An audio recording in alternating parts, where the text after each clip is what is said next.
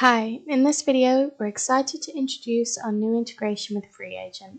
With this integration you can now import your trial balance directly from FreeAgent into Nomi, making it easier than ever to file accounts and corporation tax.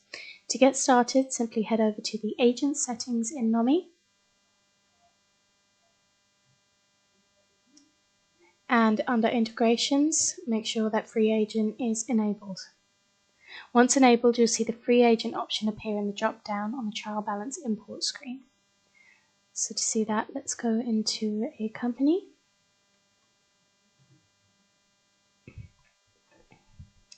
Go to Advisor Tools, Trial Balance Entry, and then select FreeAgent from the drop-down menu. The type of account you have in FreeAgent, if it's a practice, select practice. If it's non-practice, select non-practice. Before you continue, make sure that the organization name in FreeAgent matches the one in Nomi. Then click Import. You'll be redirected to FreeAgent where you'll need to log in with your credentials and approve the connection.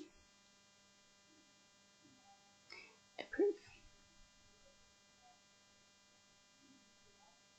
Once authenticated, Nomi will automatically fetch your trial balance data based on the period selected in Nomi. And that's it.